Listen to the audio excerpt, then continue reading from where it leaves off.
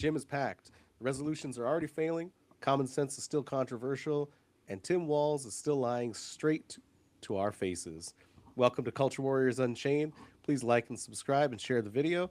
Same mission, same fire, new year. Let's get to it. I want to introduce real quick my two co-hosts, AK Kamara and Drew Outstanding.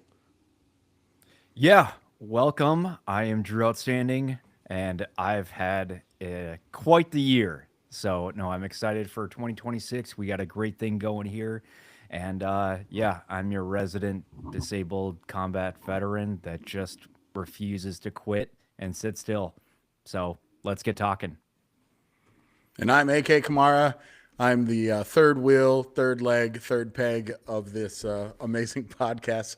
And, at the end of the day, I'm the guy that's meant to kind of bring in the actual realm of politics. Like anyone can talk about politics, anyone can be an activist. There's only so many slots available for actual elected officials within the Republican Party. I am one of them. I'm the Republican National Committee man for Minnesota. This is episode 8. Make sure that you guys hit the like button, hit the share button, drop your comments. In the second hour, we're going to go through different comments. This is still a brand new podcast, so your shares, likes, reshares are all super, super helpful. Perfect, absolutely. And like I said before, my name is David Webster. I am the resident legal immigrant, military veteran as well, just like my brother in arms over there, Drew. And we have a bunch of stuff to get into.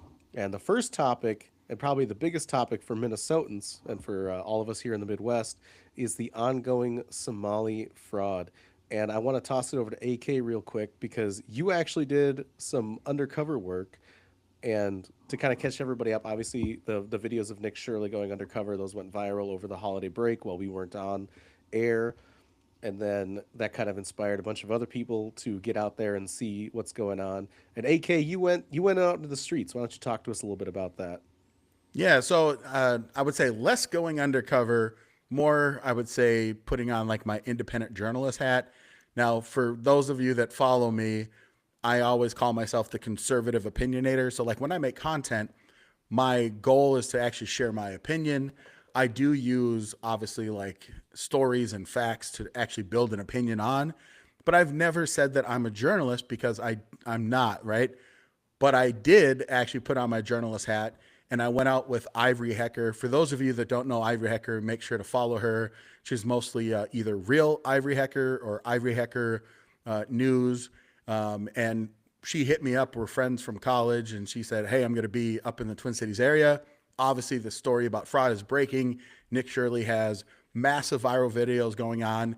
But she, as an independent journalist, is like, let's go and check out the Quality Leering Education Center. And then let's talk to some people that are there because she got kind of tipped off that they were supposed to have some media availability. So that was a really good opportunity. And then we also went to another place that was supposed to provide some type of services. And so, yeah, Drew, I know that you wanted to add something there. Yeah, let's just catch people up to what happened with this leading center. I guess in the past couple of weeks, it kind of flew over. Yeah. So, kind of the 10,000 foot view, there has been this undercurrent that there's a bunch of fraud happening in the state of Minnesota for a long time. And what I mean by undercurrent is that there have been local journalists that have covered the story, but it never got really any national play. And so basically what happened is Nick Shirley came to town and he worked with a local guy by the name of David. And David has been actually pulling a bunch of data and information from the state about these daycare centers so he can actually go through and show you, here's how much money this daycare center received in something that's called the Child Care Assistance Program, CCAP. And basically the way it works is you go to a daycare, you're low income, and because you qualify for this program, the state will give you money to pay for your daycare. So then these daycare centers are collecting some of the millions of dollars a year. So Nick Shirley shows up with David to 10 different daycares. And basically at every single one, he runs into a weird scenario of either it looks like there's no kids there, that parking lot is empty, the building is closed, no one's answering the phone, and then in some instances, people answered the door. They wouldn't say like how many kids were enrolled there, and so because of all of that, this story went massively viral, accumulating 200 million views on X. I would argue is probably the largest story on X in 2025, probably. And so because of that, a bunch of other questions started to be raised of, again, other stories that have been done in Minnesota about other fraudulent programs. Again, these are taxpayer funded programs. So adult daycare, where older folks, you'll bring your, you can bring your babies to child daycare, and you can also bring older adults, seniors, to adult daycare. So that was another program that people are alleging a lot of fraud is occurring. There's also autism centers that people are alleging a lot of fraud is occurring. PCAs, home health care services and workers. There's just all of these programs that we're receiving altogether like close to $18 billion in funding from the state. Yeah, and just being the finance guy, all the people talk about, oh, universal childcare, universal college, all these different things, and all this stuff sounds good and it gets votes, and it makes sense, on just a quick conversation, or like, yeah, that should be work. People do need help, with all this stuff. But when you actually look at how this stuff pans out, or have a plan or the actual bill, it never happens the way it's supposed to, and it could lead, in this case it did, to these bad apples that take advantage of it in the millions of dollars. And like AK said, this is common knowledge for me. Like I've known this is going on for 5-10 years. It's just like, yep, you drive by and you see another autism center pop up, or adult daycare, and like they keep getting more creative with their names and stuff like that. And it's like, what are you supposed to do? But yeah, now that you're kind of seeing the numbers and how that pans out, it just doesn't work that way. Because when you get this flood of taxpayer dollars in here, in the millions of dollars, and it just does not lead to anything, it could not lead to anything good. And that's what happened here. In the fact that, like, and the different stories too. It was funny that these the actual, well, I'd say actual journalists, the official, the legacy media, they actually started going after Nick when they were not going after the fraudsters. So they're investigating Nick when they should be looking at the fraud. So it's just been a wild story of just, and yeah, leading to more consequences. David? Yeah, and the amount of rats scurrying from the ship that's been happening here in Minnesota is just incredible to watch.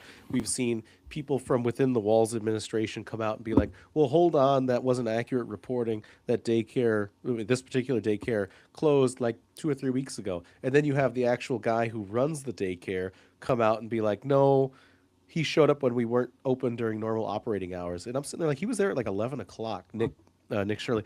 So it's like, what daycare are you running that your operating hours? What are you watching kids for people working the graveyard shift? Like, what's happening here? And Which there are laws against that. Like there's yep, policies. and the amount of just, they can't keep their story straight has been fantastic to watch. Yeah, and like here's the thing, right? So obviously Nick Shirley is one guy working with another guy that has done a ton of legwork, and I don't think that anyone should be able to discount that. However, you always want to try and get as much information as possible. So what Ivory and I did is we went out to the Quality Learning Education Center, and we talked to someone that was calling themselves the daycare consultant for the Quality Learning Education Center. And we just basically asked them questions, right?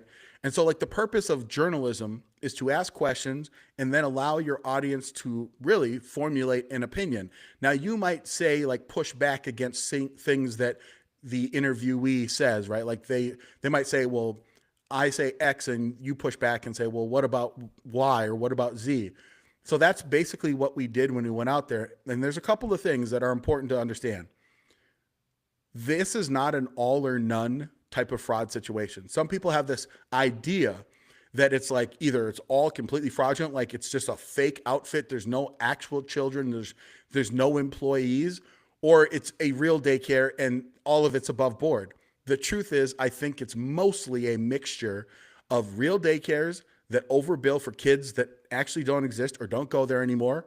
And in the case of this daycare, whether you believe it or not, they claim that they are specifically for people that work third shift and second shift. So they open up at 2 p.m. is what they claim, and they close at 10 p.m. Now, again, this is in conflict with some people that have said state law says that you have to be open from certain times to certain times. But this is like my overall point about that. It's not that you should look at these daycare centers and say, well, if their story doesn't add up, it's either a legitimate daycare or it's all fraud. I think that there's a lot of daycares that are legitimate on paper that are committing massive amounts of fraud because they are billing for children that aren't there. One of the scams that was uncovered that someone has actually been indicted and went to prison for in the daycare circuit back from 2018 is they would only hire employees that had children, and then those employees would bring their children in. So they were literally generating daycare for people that work there. That's illegal in regards to receiving those CCAP funds. So those types of things are happening. And then, of course, like a bunch of the daycare centers, they'll say that they have capacity for 99 or 120. That doesn't mean that they have to have that many children. But the question then is, well, if you do the formula and you see how much money was given to them, they're clearly billing for more than the children that you can see there, which when you had the local media go in and do some stories, they're like, oh, we counted 4 children. And Nick Shirley said that there was no kids. We got you. And it's like, well, yeah, but on paper it says that they can have capacity of 70. So 4 kids, how do you get to $2 million on 4 kids per day? So I think it's important to kind of put that in context, is that that's what I think is really happening. The fraud isn't so naked all the time that it's just like complete shell. You open the door and it's all like boxes and no one's there. A lot of times they're actual daycares that just don't have the amount of kids that they say, and they are fraudulently billing the government. Yep. And it's not a race thing. We talk about this week after week. It's not a religion thing. It's not a whatever. It's the law. So whatever it is, and we hear about this like with the voter fraud and everything like that. Well, it's not widespread, and so they add in these extra words on top of here. It'd be like, no, it's either there or it's not.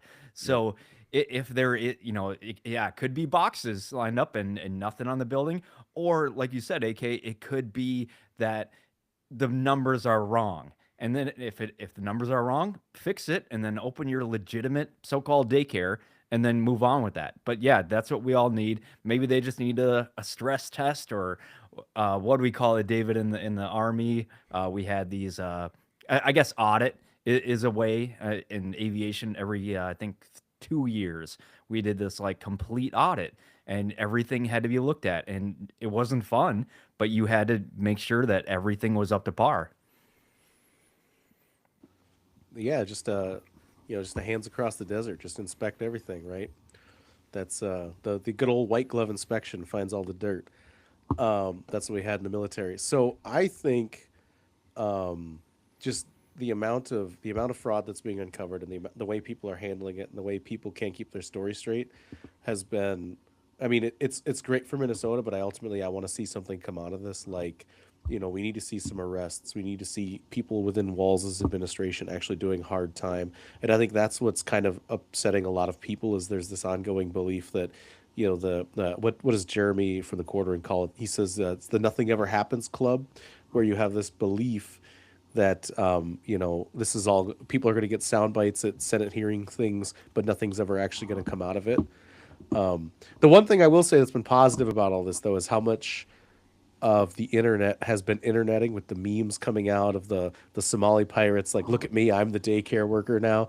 All of that has been fantastic, and it's made, and it all ended with the big announcement that just happened here in the last couple of hours, the last like 24 hours, about Walz not seeking re-election. And I think we have an article on that, but I think we also have some videos from Nick Shirley. If AM, our producer, has those up, and we want to kind of jump in on those. Yeah, so let's get this queued up. So obviously talking about the virality of Nick Shirley coming to Minnesota, which has spurred a bunch of other content creators, independent journalists to come to Minnesota, a bunch of people to talk about it. You had President Trump weighing in. I mean, basically, this became a major national story. And then it also spurred the federal government and a bunch of different agencies to say, like, we've already been looking into a bunch of states, but we are going to send like literal strike teams to Minnesota to investigate all these different types of fraud from all these different agencies. And so I would argue that today's announcement by Governor Tim Walz that he was basically ending his campaign, because he already announced months ago that he was seeking a third term. So he effectively ended his campaign, said, I'm going to step aside. It's not because of the fraud. It's because I don't want to be a distraction. So I would argue that 100%, this is exactly what Nick Shirley did to Tim Walz. Go ahead and play that, AM. Maybe not. All right. Well, I'm gonna read a chat. You're real good. quick. Can So you pull up the Jay- ground.news article next? Yeah, read All the right, chat. I'm gonna go there. real quick. Yeah, let me do this real quick. So Jay says, can we create an IT system within the daycare center that links to a Minnesota system that cross-references student IDs to eligibility? Further, can it be set up to issue reimburse based on hours in the facility? Example, if the student is there for 2 hours, only 2 hours get reimbursed. Just an idea. What do you think, guys? Yeah, no, listen, I think that it's insane that in the year 2026 now, that you're telling me that there's not AI management programs that the state can use that can just help to put things into the correct buckets.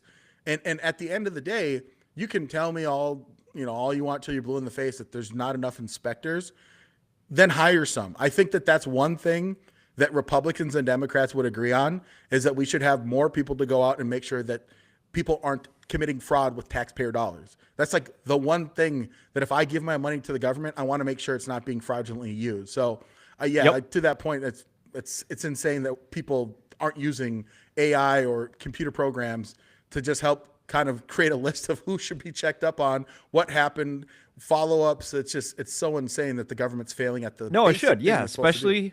especially with all these, cuts to government workers, the VA stuff like this. Yeah, there should be a fraud thing. I mean, I would see it all the time in the Army. You'd walk around in the buildings, the armories and stuff, and it said, report waste, fraud, and abuse. Waste, fraud, and abuse. If you see it, let somebody know, let the commander know, let, somebody know, and we can look into stuff. I've seen that everywhere. So why not be in every type, especially these ones that are giving out millions of dollars in grants? But no, Jade, that was a good one. Yeah, there should be no reason that should happen.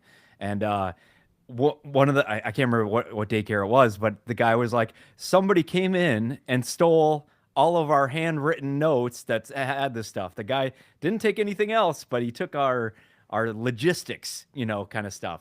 And it was I Yeah. have it's just opinions wild. on this break-in. I have opinions because I saw the hole in the wall. I don't Go know. ahead. I don't know, Drew, if you saw this overseas, and this goes back to that concept of if you import the third world, you get the third world, and they just operate in a very specific way. And overseas, when you'd go looking for weapons caches, money caches in people's homes, they'd have a hole in the floor where all the guns are, or or the bombs. They'd have holes in the walls where all the cash is. And that's literally what we're looking at here. Is you have third world people thinking like third world people. They're not going to put it in a bank. They're not going to put it somewhere where it's tracked, right? You just have cash in the walls, and whoever broke into that facility cleared out the cash and then also stole customer information. That's ridiculous. Also, real quick, putting a pause on this conversation, I want to welcome in our guest for this episode, Morgan. And Morgan Hello. is the chapter head of a Turning Point chapter down in Austin, Minnesota. Do you want to tell us a little bit about that? And then you can jump into we're talking about the fraud, the Somali stuff, and Tim Walz stepping down from the race. Yeah, I had been listening to a little bit before I hopped on from YouTube. But yeah, I have a chapter in Austin, Minnesota. We're small, getting started, but we're very excited to have finally got our chapter established. It's been a little bit of a long process with voting and stuff, but we are officially recognized, and we're going to be tabling next week and doing meetings as soon as this semester starts up back again. But yeah, thank you guys for having me. Yeah. So What's as your a take on? person, yeah, what's your take on all this? Specifically, The Somali fraud, the daycare centers, Nick Shirley's coverage, and then ultimately the Yeah. final blow being Walz stepping down. I actually didn't know Walls was stepping down, so that's We'll obviously get into that exciting. later. Not but- stepping, not yeah. stepping Okay, down, I but didn't know. not Okay, running he's again. not. Yeah. I was like, what are we talking about? Okay, No. no, but the Nick Shirley, I thought that was really impressive. I thought that was like if I had to choose an approach to take on the matter, I that would definitely be the best in my opinion, just like going to their door. But yeah, I think it's kind of a slap in the face for everybody who's paying taxes. And if it was any other situation, you would stop giving them the money. But we don't get that choice as taxpayers, and so it feels like they're bullying, and I don't know. It's terrible. I'd love to see something better happening, but it's just hard to imagine a way that I don't want to be a pessimist on the issue. It's hard to watch. No, yeah, Yeah, feel no. free, especially when it comes to taxes, because yeah, we're coming up on that right now. So it's January. So now there's different rules, but by the end of the month, basically, we're supposed to have our different tax documents, and then we got to file by April 15th and extend to October and everything like that. But just keep that in mind that your money that you're paying into, that you're getting deducted from your checks, goes into this amount. It's you can't just ignore it. Yeah, and one thing that just to kind of lighten these serious conversations, right? We talked about the Nokomis Daycare Center, where a guy got up there. He looked like he was all of like 17 years old. I think he's in his 20s, and he basically people are calling him like the Somali Napoleon Dynamite because he was like stumbling over his words. His mouth was hanging open. But here's what I think actually happened for why there's a hole in the wall. So again, just to add a little bit of levity as this pulls up, this is what I think happened. But here's the deal, right? Regardless of all these different programs, the one thing that is 100% no sane, rational person can disagree on is that we should have answers for how this money was stolen at such large numbers. Someone failed. Multiple people failed. Now, my personal opinion is that this is corruption, which I believe is criminally liable, and I think people should be indicted. I think there should be investigations. If there's enough, obviously, evidence to be able to bring an indictment forward, people need to go to jail and prison.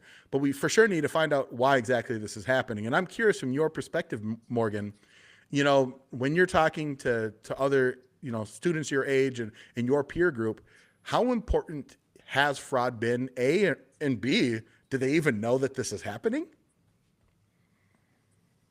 It's a bad time, I would say, because this specific issue with the fraud hadn't become as big of an issue. Like it was an issue, but it wasn't something we were necessarily discussing last semester in the conversations that I was involved with. But I was in the other conversations that I've been a part of with people my age, I see the young people, like they don't, most of my friends have no time to listen to the argument of why we should be giving money to people that don't deserve it. And yeah, no, I definitely see the frustration more so than like the people a couple generations older than me, because they like tiptoe around it. But yeah, I think that most people are unaware of how much it actually affects the well-being, like our ability to prosper moving forward. And that's most of what my spiel goes towards, is like this is moving you away from your goals, and you should take a stance against this. But yeah, I do think it's overlooked oftentimes, especially by people that, yeah, like you want to, people that think that they're involved with the political stuff a little bit, but you got to take a hard stance against it. You can't be lukewarm on the issue. Yeah, I think that's fair. I Absolutely. mean, one of the things to follow up on that, Morgan, is like, you guys are just coming out of basically a college break, right? Yeah. I would say before this, is this been a conversation that has been important in your peer groups of like just fraud or abuse in general of the government? Like, I guess another way of asking is, do you think that your generation is a little bit more cynical on like everyone's always stealing all the time, so who cares if it's a Democrat or Republican? I'm kind of curious about that larger question. I see that argument more from people a bit older than me. That may be because they might be slightly more politically aware, but from at least the people that I surround myself with, they don't seem to think there's any time, like very cynical of the idea that people deserve money and that they have a right to it. Which I see that I understand that the government does provide help towards people, but more just I see the question underlying all of it of what determines whether or not you put money towards an issue at all, and the fraud is just like so many levels above that. But It'll yeah, probably start to amongst my have an friends, impact. it's the root Yeah. cause. What? Morgan, it'll probably start to have an impact when you are, getting your first big girl job, and then, you're getting the raises, and you're actually seeing your, direct deposit, your pay stub, and you're saying, why is this? Especially later on when you're comparing Minnesota to other states like Texas, Florida, Tennessee, things like that. And it's like, why are we paying all this extra state tax, and where is it going? As opposed if I went over to Wisconsin or, different things. So it's something to keep in mind and to bring up in Yeah. your friend groups as these news articles start to happen. You'll start to connect the dots when it actually is kind of hitting closer to home, closer to your paycheck. Right. So there's this one thing that's been happening, which is the response from, ironically, from the black community. And AK, maybe you can talk about this a little bit, but I want us to react to this video that I have queued up that AM's going to play for us. Um, just as a forewarning, it's one of several that I've seen, but I didn't necessarily pre-screen for language. But there's this ongoing push to make, one minority's problems the entire minority's problems groups, and that's just not, people don't think like that anymore, and you can't really push that on us. And there's been a lot of, it's been really interesting in the last year just to see how much the black community is waking up to how much like the Democrats are lying to them or trying to use them or be like Somalis are black people, they're your people, and it's not quite the case. But if you want to go ahead and play this for us, AM, I want everybody to kind of react. America, let me get this straight. Somalians are not black. They are Somalians. And I don't understand why they trying to act like, oh, we people of color. No, you are Somalian. There's no such thing as people of color except black Americans. Kamala Harris is not a person of color. She's Indian.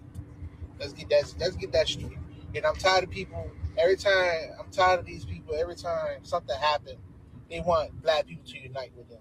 No, bro, we are not uniting with you, bro. No unity, bro. You on your own, bro. Simple. That's enough, AM. Black Americans. All right, and there's been a ton of those all over TikTok and Instagram. I would say there's a significant awakening happening within the different minority groups, and I just want to kind of get everybody's weigh in on that. Yeah, I mean, listen, I'll kick it off. So this is actually not an awakening. It might be that more people are posting about it, but since I was a small child, so, my background, my father is from West Africa, right? So he is African, literally from Sierra Leone, West Africa. My mother is white. So some people would tell me I am not Black American because my lineage, I'm not what they call a descendant of slavery, ADOS. And people have even went as far as there's a guy named Nasheed Tlaib out there. I think that's his name, or Tariq Nasheed. There you go. And he says that I am a tether, meaning that I will use the suffering of slaves in America. And then because I don't buy into the race identity narrative, I'm therefore using Black American suffering as a tether to my own success. I think all that is absolutely actually retarded. And personally, the idea that if you are African or if you are a descendant of slavery at all matters, none of it matters. Like either you're an American or you're not, in my opinion. And so like when Somalis will say, I'm a Black American, well, technically to the left, you are, because they try and put people in racial identity groups. And this same conversation happened even with Obama, because remember, Obama's father's from Kenya. You can argue whether or not Obama was born in the United States in Hawaii or born in Malaysia, but people for the longest time have said he's not really a Black American. He's not Black. And I don't really care. Those labels are relatively stupid to me. If someone sees me, like if you guys looking at me, some of you might think I look like I'm black. Some of you might think I'm Samoan. Some of you might think that I'm Puerto Rican. It doesn't really matter. I'm an American, and that's what matters most. But I will say this last piece, and then move it through anyone else that has some opinions on it, is that my father, and specifically in the African community that are in the United States, they have a term in West Africa that they call Black Americans. It's a derogatory slur, and it means cotton picker in Pidgin. So that has been a thing forever. If you guys remember the movie Friday and Friday After Next, they made fun of the African guy, right? And they called him like African booty scratcher and all this different stuff. So that this dynamic, this clash of culture has existed forever because people are people. People have their own identity groups. And if you try and tell a Black American that he's from Africa, he's going to be like, dog, I've never been to Africa, you know? Yeah, and then the whole thing about related to like when somebody gets in trouble like this, it's like, hey, I'm getting in trouble. Now everybody, let me grab other groups or, overlapping kind of layers to have my back, that kind of thing. That's what I'm taking from this. And it's a case by case situation. If you're doing the wrong thing, that's that one person. So I like that type of video saying, no, don't lump us in. I just remember like A Few Good Men quote, or just scene when Kevin Bacon, so Tom Cruise is going off. He's like, I can't stand your guys' code and all this stuff. And Kevin Bacon's like, don't lump me in with those guys that committed a crime just because I'm wearing the same uniform. And and so yeah, no, it's a case by case thing. If you're doing the wrong thing, you're gonna get called out. That's about it. What do you think, Morgan? I see it as something. Well, first of all, I've seen many videos similar to the one that David showed us, and I just think it speaks to like it doesn't matter whether you're black or white. Like you can see when people are doing shady stuff. You don't get a pass just because you're like, oh, nobody sees what I'm doing. But on top of that, I see it as something similar to like if you have friends that are participating in bad behavior and they want you to do it with them, they want you to co-sign their garbage. And I don't think that like this call for all black people to hop on the bandwagon of like why would they ever want to why would people that aren't a part of that ever want to put their name associated with something like that? And the behavior of the people outside of these daycare centers, like if that's specifically what they're talking about, these people are not normal. They are not people that I would like ask for help or trust with my things. And I'm not saying that to be racist. I'm saying like this is not someone that you would want to be a part of your life, let alone like your children's lives or your community. Yeah, and that's a good point because Ilhan Omar, this could be a good time where she could come out and say, yeah, those guys that are doing that thing are doing the wrong thing, and we should call that out. And me and us over here or whatever, we're doing the right thing if she is, But it should be like that. It should be like, nope, now we all got to band together and call everybody else all these names and this and that. It should not be that way. And it really shouldn't. And I get that news. It's that easy go-to, of just calling somebody a racist and that ends the argument. But that's not working anymore. That's losing its traction. Yeah, no, I agree with you on that, Drew. And actually, the first inkling that I got to see of this was actually at the state fair this last summer. With I think I've shared this story a couple of times, maybe not on here, but I'm in line with some friends. We're trying to get some cookies. Right, it's the last day of the fair. Minnesotans, you know about them Sweet Martha's cookies. You'll get in a fight over those. You'll stand in line for those cookies. So there's this huge line because they close at 9, right? And you just have this group of Somali youth, right, trying to cut in front of people in line. There's families there. And right next to me, standing in line, waiting patiently, just being, a good, normal person, is this lovely looking black family. It's this younger looking couple, and they've got, like the mid 30s, and they got 2 kids with them. Fantastic family, and just all these Somalis are cutting in front of us, and finally someone flags down like one of the because they had like cops surrounding because apparently things happen when Sweet Martha's closes. They're that good, I understand, but their first response when the sheriff starts kicking them out of line because everybody around them is pointing out like, hey, this person cut in line, is their immediate go-to reaction was, oh, is this how you treat black people? And I just looked over at this couple, and they made this face that just told me like, no, you're not. And that moment gave me a ton of hope. And I was just sitting there watching this whole thing play out. And they tried to bum rush the sheriff, who was there by himself. It didn't really pan out, but because the whole thing ended up closing and none of us got cookies anyways.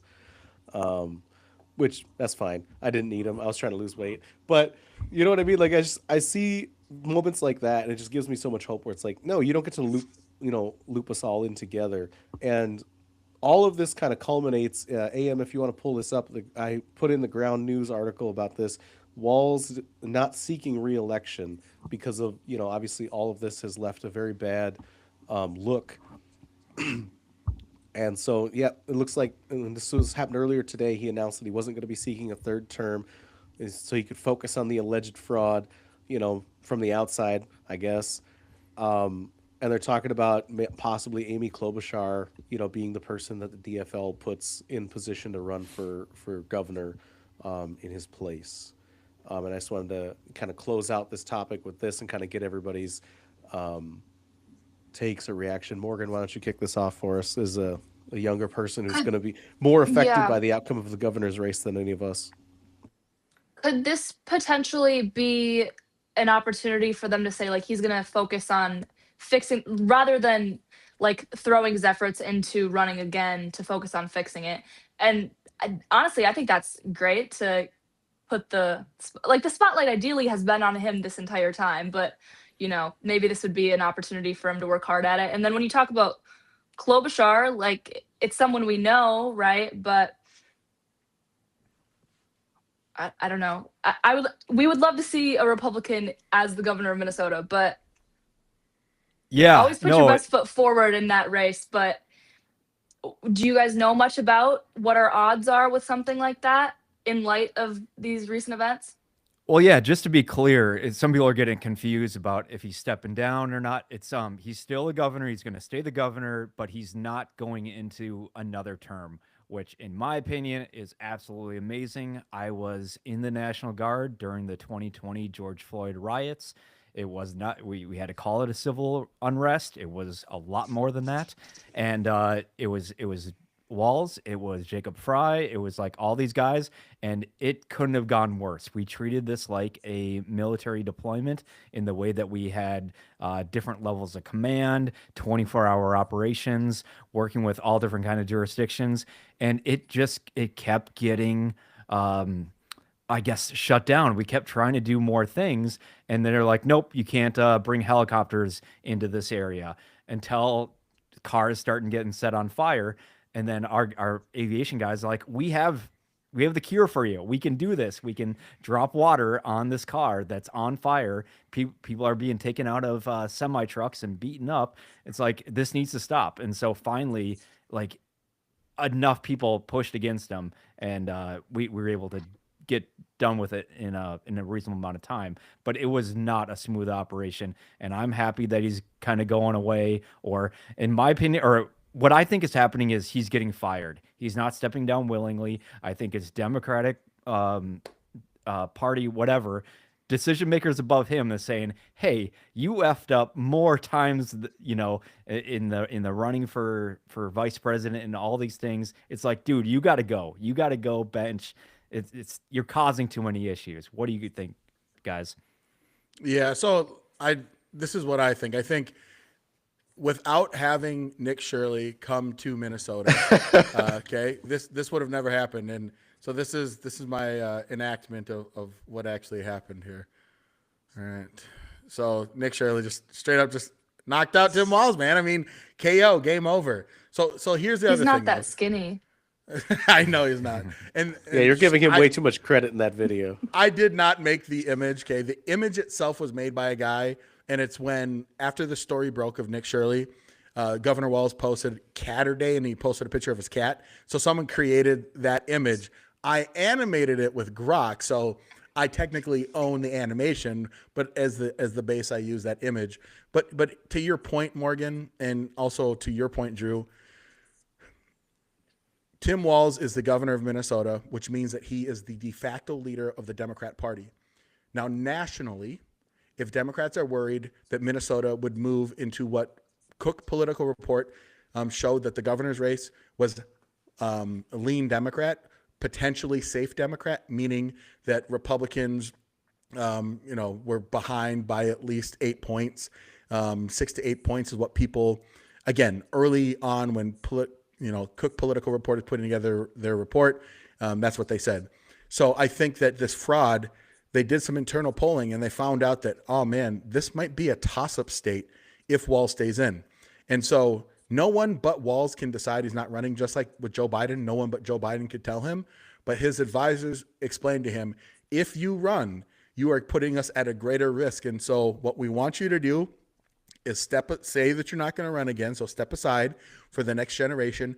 And then we want you to put all of the political capital and institutional power that you have gained into making sure that we can keep this seat. So that's actually what is happening. And why do I say that this is happening? Again, I'm the Republican National Committee man. My literal role, I was elected 4-year term to serve as the representative for the Republican Party of Minnesota to the National Republican Committee. And so these are conversations that we have all the time. So do I think this is a good thing for Republicans? Yes. Do I think it would have been harder to beat Walz than whoever wins the primary? Actually, yes, because all of the institutional power, along with the political capital that Walz's administration has gained, not just in Minnesota, but nationally, is a force. And so I just think it's too vulnerable. So they were willing to say, all right, Walz is going to be done. We're going to try and basically clean up his image. He's going to go hard after the fraud. And they're probably going to try and anoint Senator Klobuchar to replace Walz. I just think that we have to keep our foot on the gas, because this wasn't because of Walz, okay? Walz is just a puppet in the entire play. Did he allow more of it to happen than, let's say, Governor Mark Dayton? Maybe, but I think that Mark Dayton was just as corrupt. I think that Amy Klobuchar knows about all this fraud that's going on as well. So that's just kind of my 30 cents, not even 5 cents or 10 cents or 2 cents. Yeah, I would agree with that. I think a lot of it was an image problem that they have right now between everything that happened during his vice presidency campaign, and then obviously all the stuff that's coming out now. But unless anybody has any closing thoughts on this, I was thinking we should jump into the next topic. Yeah, just closing thoughts on this. Like anything that moves Minnesota in a positive direction. One of the chat people were talking about different people that are coming into Minnesota, talking about Alex Jones and Steve Bannon. I'm all for it. Like I'll keep going back to the 2020 riots. That brought in a ton of activists, a ton of just bad people that wanted to cause harm to Minnesota. And I'm all for anybody, any side, any party to come into Minnesota and expose bad things, corruption, waste, fraud, abuse, and then especially if it leads to better leaders. We deserve outstanding leadership, and that's what we need to get. I was going to say, before we close out this topic, Morgan, again, from your peer group, were you guys relatively favorable of Tim Walz? Did you not even care who Tim Walz is? Did you love his daughter Hope's TikToks and Instagram reels? Just kind of curious from your age group if that was even on your radar at all. I don't hear many favorable things about Tim Walz. I think in the wake of I'm only 18. I was a bit younger when they let Minneapolis burn, but in light of those events, I don't think that the man could possibly have a good reputation among people that aren't diehard liberals from my perspective. And when you're talking about like the TikToks and stuff, I personally choose to distance myself from those types of social media. I personally just, it's not a helpful force in my life to be scrolling on Instagram, but yeah, it doesn't mean I don't absorb some of the media. But well, you are a very, very smart young woman. So congratulations and good job. Keep up the great work, not letting social media rot your brain. So. Thank you. But yeah, the moral of the story is like none of my friends are big Tim Walz fans. The guy just he doesn't have hardly anything going for him. Like he got us free lunch, but at what cost? True. There's I was no already out such of thing school as when a that free happened, lunch. so I didn't benefit from that at all. Yep. No such thing as a free Absolutely. lunch. That's very true. Absolutely. Put that on a t-shirt. So Moving into our next topic here, some big things. President Trump delivering on just, we thought we were going to have a couple of quiet weeks before getting into the new year, getting into this episode, but nope. This White House is the gift that keeps on giving. And we have topic two, Delta Force operatives going in and capturing Maduro and his wife. AM, if you have the article on that and you can get that pulled up for us here. Operation Absolute Resolve. I will say this administration's getting a lot done, but they need to hire somebody to come up with names for the things that they're doing because these operational names have been terrible so far. Just my personal opinion. There's been a lot of opinions on this. Obviously you have your anti-interventionalists that have their opinion on what's happening.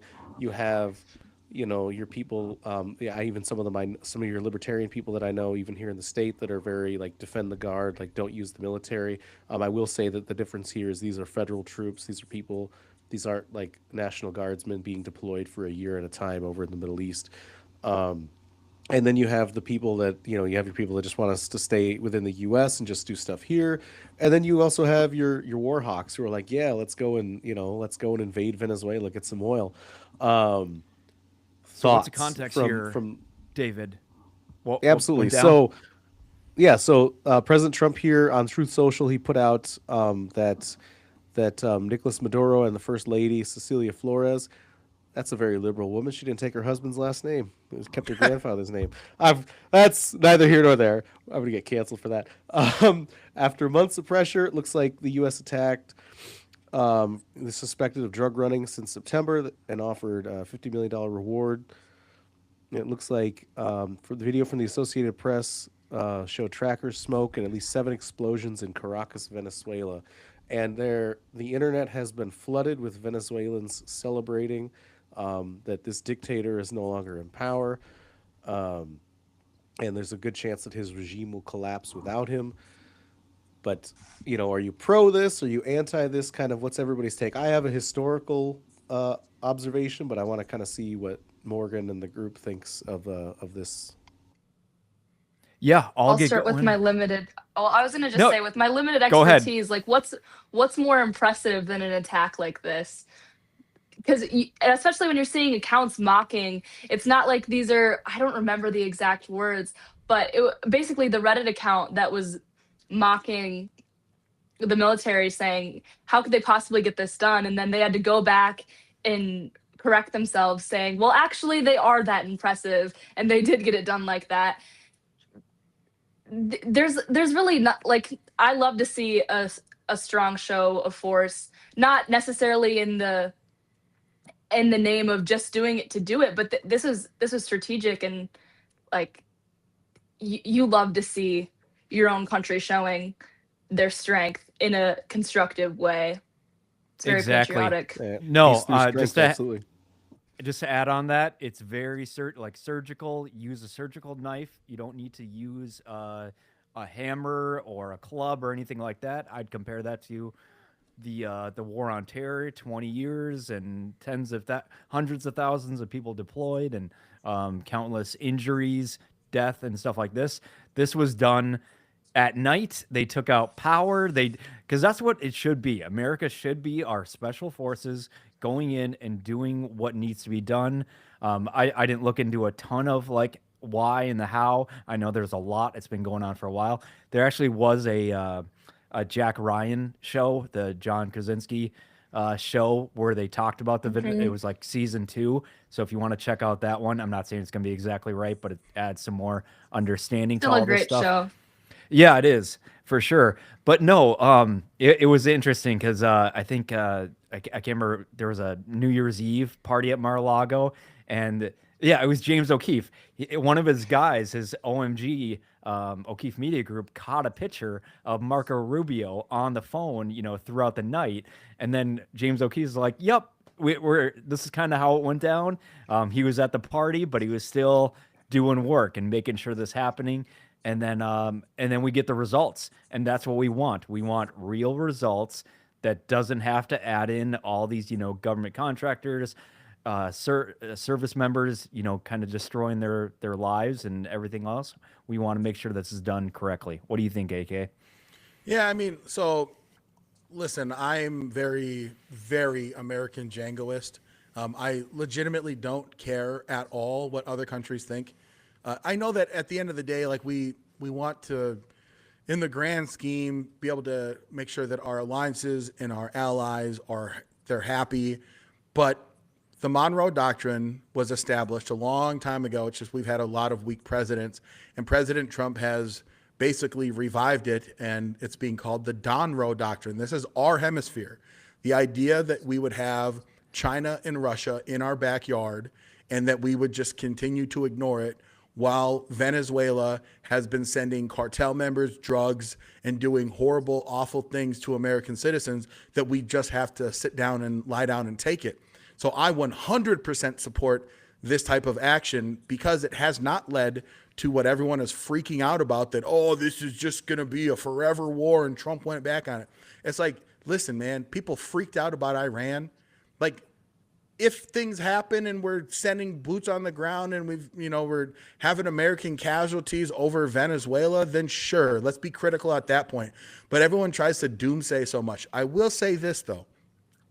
A lot of people in America want to see domestic results. And so right now we've had a lot of international successes, military successes, which is cool or whatever, but people actually want to see some more accountability in the United States. And so I think that we have to be careful that we don't go like crazy, tooting our own horn, because there's a lot of people that are like, hey, that was awesome that you arrested this dude. Why don't you arrest some of these corrupt Democrats and other people that, force people to take a medical experiment that killed a bunch of people? All of these different things. People want to see more results from there. So I just think we have to temper ourselves. But overall, listen, man, I love America. And whenever America goes and kicks ass and we don't have to lose American lives and we get to flex on the rest of the world and say, we can do what we want. You can't stop us. That's the way of the world. Be happy that we're a righteous nation. I'm always for it, man. Yeah, absolutely. And so there's a couple of takes that I have on it. One is, like you were saying before, this is 100% in keeping with the president's authority. There's a lot of people that wanted to jump on he's abusing his power. And I mean, Obama ordered a bajillion drone strikes. We had the Bushes get us into that endless war in the Middle East, right, without a single declaration of war from Congress. But I wanted to point out a couple of things. Article 2, Section 2 of the Constitution, making the president the commander-in-chief, and then the War Powers Resolution of 1973 being the big history just person that I am. So I love some good history. That actually requires the president to report military activities to Congress within 48 hours of deployment, and then you have 60 days to conduct an operation plus 30 days for withdrawal. Well, Trump looked at that and said, bet me, and got this done in, I believe it was within 48 hours of the entire thing. So he technically didn't have to tell Congress anything because he wasn't even within that 48-hour window, and we still managed to get this done. And like I said, to my libertarian friends that are very we shouldn't be using our military without a declared war. The difference here, at least the way I look at it, because there's nuance here, is it's not the Minnesota National Guard being stuck in the Middle East for a 12 to 16 month deployment, right, in the middle of the Iraq War with no declaration of war from Congress. This is Delta Force guys, federal soldiers operating at a high level. They signed up to be at the level they're at. That's where you go into an operation, you're not wearing U.S. insignias of any kind. There's nothing identifiable about you saying, showing that you're from the United States. And if you lose, right, you're completely disavowed. And, maybe in 10, 20 years, something will come out about the operation. Like, they signed up, they know that that's the risk here. And that's very different than like Drew was talking about, signing us up for an endless war. And that's just kind of my Drew, what's your take on that? Yeah, just to add on to that, I really like the press conference that they had today where they're saying, hey, here was our team. One was a 20-year-old, one was a 45-year-old. I'm paraphrasing, but we had this set group. We've been training for this type of mission. since October. And that's what you do. You just train over and over again. You think of contingencies, planning, all that kind of stuff. And then when you get the green light, you go for it. So yeah, this, like I said, this is more surgical. It gets the job done. And yeah, we can, and these type of missions, they'll be analyzed over and over again, and they'll be dissected. I did a lot of this stuff when I was serving in different leadership roles, and you break down this stuff on the microscopic level, and it's good to break that stuff down and really learn the reasons for all this. So it's it'll be interesting. I'm gonna go back and look at kind of why it all happened and really break down the AAR. What do you think, Morgan? I'm curious if you guys think there's any significance to the fact that they knew we were coming in a way. Like this has been it's not like Venezuela hasn't been something people have been talking about, and their leaders could have known, but yet there's nothing they could have done to stop it. They did have a warning. Yep. No, it's been an ongoing conversation, and Maduro did say, I'm messing that up, but he did say, come get me, come at me. So we actually have that clip if you want to. Yeah, go for it. Because like this was not just a random thing. This has been an escalating thing back and forth. Yeah, and just before the video plays, I was just going to say that because this has been back and forth, I mean, we've been sending out naval battleships, right? We've been saying, like, you can't fly over this area. I mean, like, there has been so much, like, hey, bro, just turn yourself in. We'll give you favorable terms. And Nicolas Maduro's like, no, but yeah, go ahead and play that, AM. Probably not I'll wait here. But maybe start over. Yeah, you might have to unmute it or whatever, but you might not be able to. Hey, man, we're episode 8, all right? So for all you critical people out there. If anything, it keeps us from getting flagged for using Well, but that's from the White House's start account. from Fair beginning. use, man. Fair use, man. Fair use. But yeah, that's just incredible. basically in that video, right? Maduro is saying, "Come and get me." That's what he's saying. He's challenging. He said, call him a coward. Come and get me, man. Go ahead, Drew. Yeah, he was just saying, coward, come and get me. Here it is. Yeah, play it, and then I'll talk it. Come and get me. Aquí lo esperan Miraflores. I'll wait here. Don't take too long, coward. Don't know. Now you Okay, you can cut the music. All right, kill before the music gets us in trouble. Nah, fair use, man. Nah, fair use. Fair man. use. We're giving commentary on the video. We're not. Do you just guys- That is incredible. Okay, this brings me to another question. I don't know if the ICE videos are too much of a hot topic, but similarly, like to the bomb Iran video, I think that was from Trump. This video, I haven't seen all of them, but I do think that, in my opinion, and I've heard this from other people, that there's a great argument for, like, I might not attack, like, I'm probably not going to attack you, but I might, and if I do, it's going to be really bad for you, so you probably shouldn't cross me. Like, I think that's exactly what someone like the US should be doing. And I don't think that we have a moral obligation to be nice to everyone if they're going to act like lowlifes.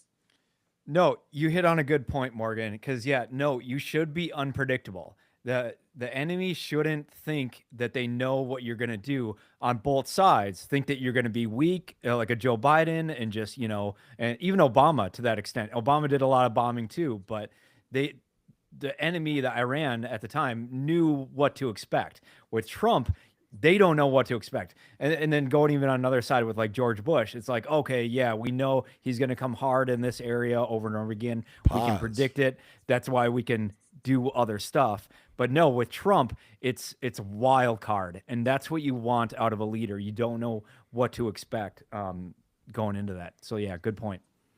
I like that. Or I That's guess I awesome. could have also said phrasing too, because you said George W. Bush and what you. But here's what I will say too, though. Again, as a nation, we have to be able to understand people are very, very, very trigger shy when it comes to any idea that it looks like we might be trying to get ourselves into a prolonged military conflict. And so I get it. Like a lot of my libertarian friends, a lot of the people that are like, they're so critical of every international military action that this administration makes. They're always worried that Israel's going to pull us into something or whatever. I'm not saying that they don't have merit, because we literally, as you two gentlemen know, spent 20 years in the Middle East for what? Tell me, what is better about all of the American lives, all of the trillions of dollars that we spent? So I get that people are like, yeah, I don't really trust Trump and I'm going to be hypersensitive. So like, even like, doing like the bomb Iran thing, it's like, yeah, I'm okay with flexing on Iran when we give them opportunities and flexing on Venezuela.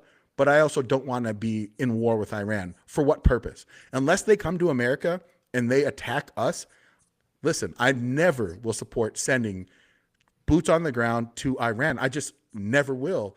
And I know that there's a lot of people that would completely turn them sour, but that's not what this is. So I think we can be cautious, but also not freak out and think that every international military offensive is going to lead to World War III or to a forever 20-year war. I just don't think that that's what this administration has shown that they're going to do.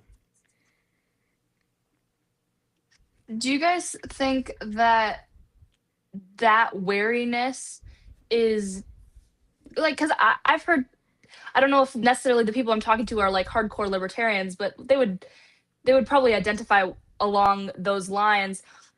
But I think there's a usefulness in being decisive enough. Like, I'm way too young to have been aware of what the forever wars felt like and what it meant to be an American at that time. But at the same time, I think Trump's track record within the last few months, especially when you compare it to like my perception of what was happening under Biden,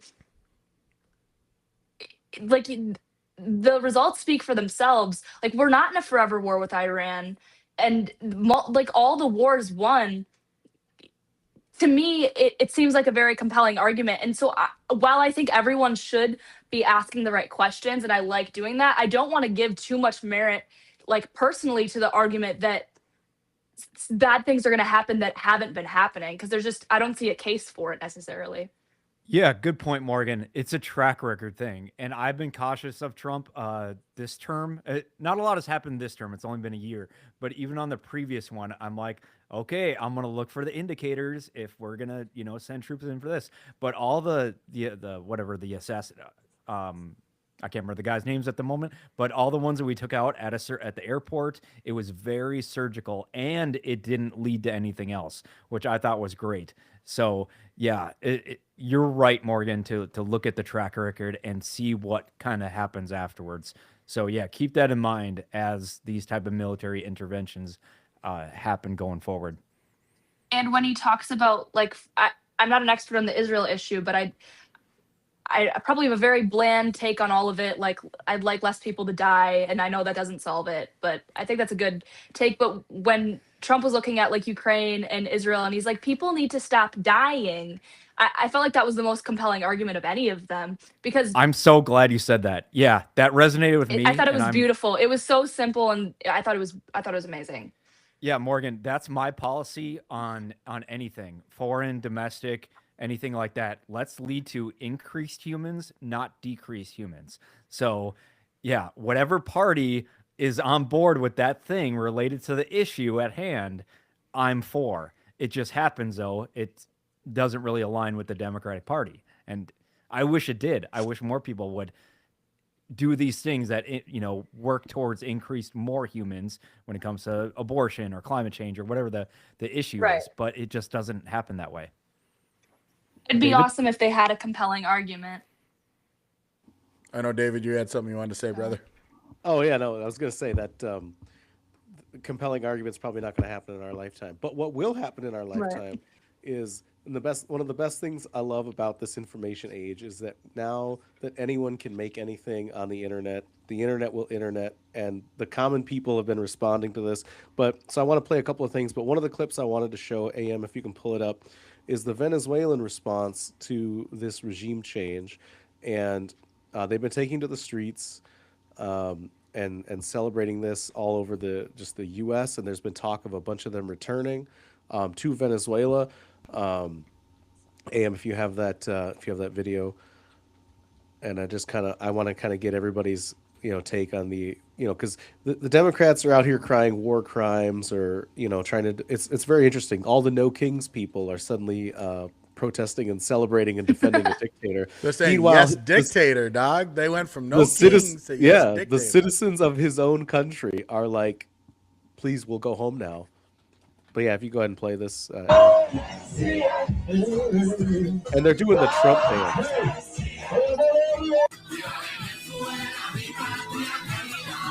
régimen de Maduro se fue. Tío Donald Trump. Gracias, tío. Gracias, tío. Viva Venezuela, coño. Viva Venezuela, hermanos. Gracias, Donald Trump. El país es libre ya. That's probably good, AM. But so there's been that feedback from the Venezuelans, and then in addition to that, the internet has been not shy on the memes, and just kind of tie it into our previous topic. There was one that's fantastic that I reposted on my social media even, and I put it in the folder of them tying this to the Walz administration, because there are some people who've been like, this is just about oil, and so this account on X went out there and made this for us, that Venezuela has 7.3 trillion in oil reserves. And if we sell that for 1/4 of its value, we get 4.3 trillion. And that's enough to open 4 new Somali daycares in Tim Walz' Minnesota. Yeah. And then I got one Oh. more, and this one's a little rough. A little spicy. And it's the internet made us a meme because, Diddy's in jail in New York City, Maduro's in jail in New York City. And I see that and it makes me laugh. But I'm a terrible person. There's video No, to that, that's but I fine. didn't put the video in there. I just Do you want to thoughts describe on it, David? Sure. So it's Diddy combing Maduro's hair, saying, "Yeah, they took my braiding, oil dog. too." Braiding. He's giving cornrows, Braiding his hair. man. Getting cornrows. All right. Man. What are you guys' takes on both the Venezuelan response and the American response to everything going on? And we'll kind of do that Yep. for final thoughts. Yeah, definitely. I'll give my final thoughts on this. First of all, great job adding the humor into it. That's my final thing I'm going to say on this topic is Obama was like the social media, I guess, president, which got him in. And then Trump was the meme one, like the just kind of standalone memes. A lot of people say that that's what got him into office in 2016. And nowadays, for this round, it's gonna be the AI, it's gonna be the GIFs, it's gonna be all these kind of things that bring humor, but also logic into this stuff when you add in that. And it's going to make a difference because of people on the ground. There are a lot of people, like you said, or like you showed, are celebrating in Venezuela. Like it's a real thing that the legacy media can't just, say like, oh, they hate it and we're doing all this bad stuff as America. And it's like, nope, we can see it now. It's no longer the Walter Cronkite, the 3 news, things at night. It's no longer like that. So I like the idea of that we got both humor and facts to kind of go along with this, so people like Morgan and her generation can make their own opinion based on both. I was going to say, Drew, you might have to explain to Morgan who Walter Cronkite was. I barely know. Wasn't he the guy with the big eyebrows? And a Yeah, I don't know. mustache. Yes, he was. Yeah, you know, all that stuff. Anyways, the Morgan, the point of Walter Cronkite, it's like one guy said what all the news was. So whatever his bias was, whatever his sponsors were saying, that's what all Americans kind of took in, and it's just no longer like that, which I think is great. Yeah, and I'll The way just say I feel this. that is the Go ahead, Morgan. sorry. No, you go for it. Oh, girl. I was just gonna say, like, when I was in like 6th grade in 2018, but as I started to feel the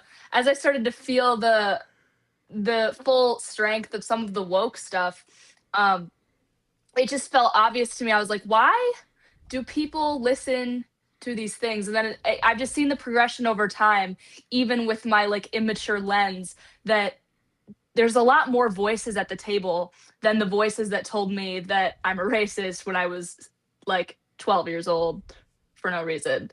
It's a totally different world, even for me. Yeah, and like I think this is what's so fascinating, right? It's like from your age demographic, right?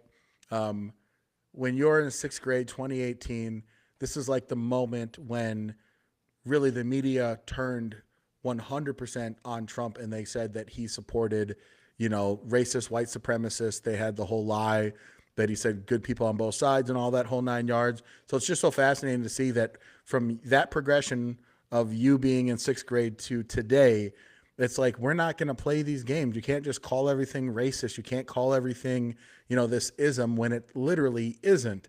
And my final thoughts on all of this are that when President Trump says, I just want less people to die, understand that that is what a righteous nation should do with our military, is protect our American citizens, our American interests. And there are times in which intervention is necessary, but without having to go to want to take resources and basically expend American lives. So the last little point is that I understand why people are very, very hesitant, but for basically since World War II, every time we have intervened in a nation militarily, we've typically spent hundreds of billions, if not trillions of dollars. American troops' lives have been lost in basically every conflict. But President Trump has basically turned that on its head and doing what I think people 100% support, which is military, limited intervention and action. You send the message, then you follow up and say, if you think that we won't play around, like if you think we're playing and we're not going to actually come in and do this, like we will snatch you from your bed at 3:00 in the morning. And I think that sends a very, very powerful message. So that's the ultimate key, is that if we, carry a big stick and we walk softly, man, that's the way to do it. And President Trump, to me, is just showing that this is why he's the best president that I think the United States has ever had. But throw it back over to you, Drew. I know that you want to get another topic on here. Yeah, different opinions out there. Everyone's got different stuff. Gopher Big Guy 911 says Barris and Mitchell have polling showing that this action is deep underwater and highly unpopular. The American people want domestic success and want the foreign intervention to stop. Midterms are cooked. So, everyone's got their own opinion for sure. I think that people want both. Can we have a little bit of both, So we'll kind of see, what happens here. But yeah, I'm all about, okay, this happened. Now let's evaluate it as the weeks and the months go on, especially leading to midterms. Thank you. Full show. Yeah, absolutely. Let's keep that conversation going, guys. Throw it in the chat. What's your take on both the Somali fraud, the walls situation, Maduro getting ousted within 48 hours, and the Delta Force strike? Put it in the chat. Let us know. Are you for it? Are you against it? That's kind of our final thoughts on this topic. And Drew has something for us. This is kind of more of a breaking news. And the news cycle's been working on this one. We've even gotten some news in the last couple of hours about what's going on with this. But Drew, why don't you kind of run us through what's going on? Yeah, let me share this. Can you see it right now? Yes, sir. Yes, sir. Okay, so we got this. You're is such a 90s from- kid, AK. This is from the Post Millennial. So, man was arrested for attempted break-in of J.D. Vance's Ohio home. Identifies as trans. The father is a Dem donor. The report, and so I'm going to read this. So here's a little picture of Julia DeFore. And so as we kind of break this down, William DeFore, the man arrested for smashing several windows of Vice President J.D. Vance's home in Cincinnati, Ohio, is a trans-identified male who goes by the name of Julia DeFore. This comes after DeFore was identified as a suspect in that incident on Monday. So yeah, this happened early morning, and now more developing throughout the day. He identifies as a transgender, and his father, a surgeon, is a Democrat donor, states the Daily Mail. DeFore was previously arrested, so now we're looking at a track record for other crimes related to vandalism in April, and was sentenced to treatment at a mental health facility. So now we're getting the mental health part for 2 years. So that takes a lot to happen for 2 years, in addition to paying a $5,500 in restitution. So yeah, just to scroll down here a little bit. So you got DeFore here. Yeah, I'll just leave it like right there. So basically, that's now we have the person and suspect, and now we're finding out it is a transgender person. What do you guys think about this as this increasing impacts real on quick- our political figures? Real quick point of clarification, Drew. The transgender part that was released within like what the last 2 or 3 hours. Those Yes. details. Yep. So it's like an add-on as we're getting kind of more information, which is great. You know, you can let out the information, and now we're getting more, and you can add on and for this final thing. What do you think, AK? For me, the way that I kind of look at this is like, with the current political environment, I don't think that we can, basically say, oh, it was just a break-in. Like, that's the way that the media is framing this. I mean, based off of Which now media? knowing that, well, basically all of the main stories. So that article that that Drew was reading is from Post Millennial, right? ABC, CBS, New York Times all said, break in at vice president's house. I don't think that you can characterize that it was just a break-in. This person clearly, now that we're learning more information that they're trans-identified, mentally unwell, how do we know that their intent wasn't to go there and murder the vice president? Now, does that mean that they actually had the ability to do so? No, but that doesn't change the fact that if that was their intent, this is the times that we are living in. But this, to me, again, is how the media will try and downplay these things that are very, very serious. And I just think, we have to have a broader conversation that these are things that are happening on an increased frequency, that we are having trans-identified people that are committing acts of terrorism all across this country.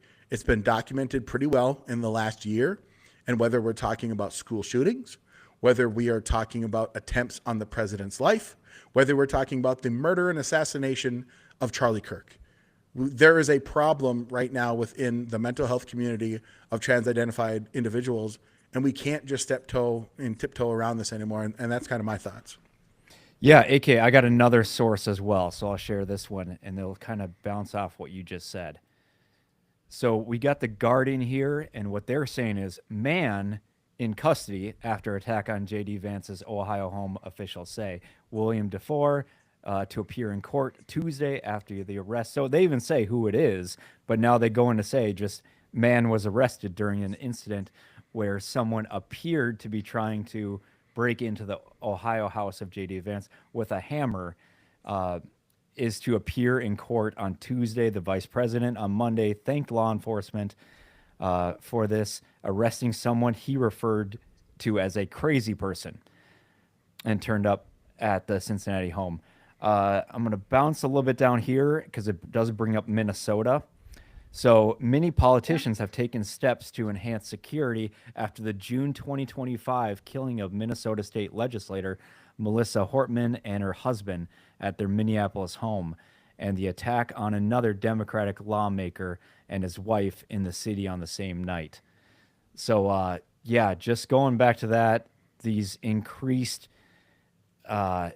attacks on politicians, it ramps up. We got the Donald Trump assassination attack. We got the Charlie Kirk actual assassination. And it's, my opinion, just disgusting that it has come to this. Even with all the security, all the planning you can do, these things are happening. What do you think, Morgan? Well, I was really hoping that they were going to mention an Annunciation School at the bottom. I see a common theme. Like, I think it was the federal Senate doing these moments of silence for the Hortmans, which is something that I'm not going to like stand up against. My point is that there's this like narrative that wants to be drawn, and I get that we all stand up for our own people. Besides that, I don't know if I've put a fine enough point on that, but either way, when it comes to these different shootings, and whether it's Charlie or the school in Tennessee or the school in Minnesota, or I don't know if the attempts on Trump were necessarily by trans identifying, I see personally for any person that would be not identifying as their like true sex, gender, or whatever word we're going to use, any person that's doing that, this is not a person that cares, that loves themselves. I think that the culture intentionally propagates ideas that encourage people to hate themselves, which, first of all, like, is a terrible thing. But second of all, like, regardless of for me personally, looking at this thing with JD, it's hard for me to draw super stark conclusions, but a pattern is a pattern. And how many times does it need to be just like, oh, and they happen to be trans and they happen to be trans, or calling themselves trans? These patterns make everyone very uncomfortable. And then for Democrats to turn to that and say that, like, for example, the mayor of Minneapolis, after the Annunciation shooting, he gets on the thing and he's like, this is not an opportunity for us to target trans people, is like the epitome of what has gone wrong. Like these poor kids, and here we are protecting people that, like, the trans people are victims in and of themselves most of the time. Like, the likelihood that a person would ever be trans is very low. But you see these like Democratic parents with multiple like gay, trans, pan, XYZ students, not students, children, and they're just like, I love my kid with all of these things. It's, to me, I think it's disgusting, and I can't believe people would encourage things that are so bad for people. Yeah, let's go to David. But before that, if you're in the chat and you got a question related to this topic, put it in there, and then you might get read. David, what are your thoughts? Yeah, no, I agree. I think in the last couple of years, we've seen assassination has been made a viable option in the realm of politics and public figures. You know, I mean, there's been multiple attempts on the presidents. You had the that insurance company CEO, right, get assassinated in front of his family. And at some point, you know, we have to actually talk about what the real issue is with, you know, this, like Morgan was talking about, when you don't value. I agree with 100% what she said. I heard this a long time ago. When you don't value your own life, it's really hard to value someone else's. And I think that we're seeing that play out in real time. But the other thing that's happening is, you know, we were talking about news bias, and AM, I don't know if you have that pulled up, but ground.news, I know AK referred me to it. I love using it. What it does is it shows the media bias. So like right now we're kind of in the center.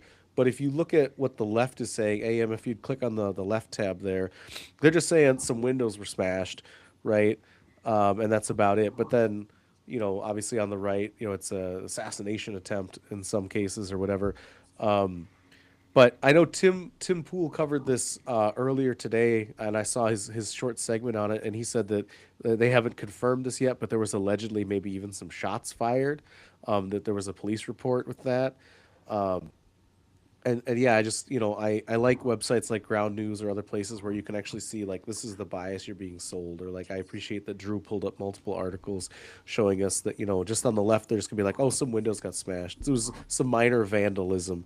And that's what the legacy media is going to call it. That's you know whose house that was. You don't accidentally end up at JD Vance's house and accidentally break a couple of windows. You know, No. That's not how that works. What's sad is, like, it leads to more things. It says that that's okay to do, you know, and that should not be the case. And I wish these news reports would come out and say that, and try to, like, heavily push, be like, this is not a good thing, you know, try not to, don't lead to this. There are other ways to do it, but you never get that from the media. Yeah, and like, I would say, to add an emphasis onto your point, Morgan, a lot of these children, especially children that are identifying as trans and then they become young adults, you know, the worst thing you can do, based off of a bunch of studies that came out of the Netherlands and the UK, is to actually chemically affirm these children. The desistance rate for kids is somewhere in the 90%. That means that if you do not affirm them through chemical, hormonal, or surgical changes, they will basically desist by the time they go from being a child to being an adult. But we had an entire society that said, no, we have to affirm using medical interventions and surgeries. And then if you actually look at those persistent rates, they're in like the 80 percentile. So it's almost like, if you intervene and you make alterations, then yes, that child as an adult will not want to change back because they've been completely messed up. So I think that we have to be in this era where this is where we are because of President Trump. Thank God that he was able to win and not Kamala Harris, where we say it's not okay to mutilate your child, because that's what we're talking about. And the mental health that is needed for these children and now young adults is going to be severe and significant, because we went through basically like a 6-year period where everyone was like, you have to affirm your child. And these children are now becoming adults, and they're going to wreak havoc on our society, unfortunately. And I think it's something that we have to be able to address head on, whether it's mental health specifically. I'm not saying that we pass laws against people that are trans identifying, but I'm saying that I think that we have to be able to really be proactive in making sure that we are getting information out to people and even recommending people for different mental health evaluations who are trans identified. Yeah, Morgan, what are your final thoughts on this whole topic of attacking politicians and slash the transgender issue at hand too? The attacking of politicians, like it's generally recognized for what it is as awful. I think the specific lens that people view it from is important, though, and I think that's part of why we're having this conversation at all. I'd like to really just appreciate that we are still hammering down on the trans stuff. It's not to hammer down against these people, it's that once you shake the foundation that people see the world through, then it starts to have ripple effects throughout everything else. And while I know that many conservatives are probably sick of hearing about the trans issue, because like we've been talking about it for a long time, I think it's still important, because more Democrats than I would like to admit still are willing to hold on to it. And the only reason why they're letting go of it is because they're fought against like they don't win these arguments necessarily. But I think as far as looking at these different things, when we're talking about the acts of violence, it's important that we make it clear that like Republicans and conservatives are not the party of violent, crazy, like insane behavior. And while there may be some outliers, there's a reason why we're here, and it's not to burn the world down. I'm not Absolutely. accusing Democrats of necessarily doing that, but maybe a select few. Oh, they're Running definitely cover, not I was going gonna to say, we'll looking say the other it. way. We'll say We'll it. say it. We'll Yeah. say it. I'll say There's it. a variety of what's going down. David, what are your final thoughts? Yeah, I think that the transgender issue is not something that we can continue to push off. I think it's kind of like, I look at it the way I look at the whole racism argument that the Democrats like to use. A lot of Republicans, a lot of conservatives that I would see would kind of back away from issues when the R word was thrown out. And I think it's the same thing here where, they would jump on the bigotry train. Like, why do you want to be against these people? And I'm not against these people. I just think before you, like Charlie said, before you start waging war on your own body, you should learn how to, live in your own skin. Because when you have, when you just keep telling someone that, oh yes, everything that you think that's not true is true and correct, and nobody can tell you you're wrong. This is the final result you get, where then they think, well, okay, these people are saying I'm wrong and everybody else is saying I'm right in the world. I should take these people out. And that is something that, we need to address. And I think one of the biggest things is we already have laws in place in regards to mental health. And gender dysphoria is a mental health issue, and it's in the book. So we should be using that as all right, this person should not legally anyways be allowed to access firearms. I don't necessarily like enacting like additional laws, but I mean, I do think that like if you're somebody who's in a house and all of your children are trans, I don't know that you should have access to firearms, because by default, those 4 children are going to have access to firearms. And in most of these cases, like even with Charlie Kirk's shooter, right, it was a family member's firearm. So it wasn't even necessarily that he was able to get a firearm on his own. So I think that's there's some multiple layers there that I would like to see looked at. AK, you got any last thoughts? Yeah, I mean, my final thoughts are just like, to kind of firm up your point, David. Transgender ideology has allowed things that are in the DSM-5, which is the actual manual that says that having gender dysmorphia and body dysmorphia is actually a mental illness. But gender ideology has created this entire mindset that this is a class of people that need to be protected and affirmed. And it's just insane that we are affirming people that are literally mentally ill. Now, does this mean if you're mentally ill or you have an ailment that is in the DSM-5 manual that you should be ostracized from society? No, but you should get help. If your friend came to you and they were clearly experiencing mania, or my own personal story, my sister, before she passed away, literally was schizophrenic, okay? She literally heard voices that would talk to her. So if I went and affirmed her and said, no, hey, they're right, man, listen to the voices, people would be like, how harmful that is to your sister. But yet we say, yeah, man, affirm your gender dysmorphia and your body dysmorphia. Like go lop off your breasts and all that stuff. It's crazy. So that's my final piece is like, we're back in reality where we need to help people that need help instead of trying to further crazy, wacko Marxist ideology. Yeah, that's absolutely correct. And then the article I wrote, that person had a history of this kind or a certain kind of behavior.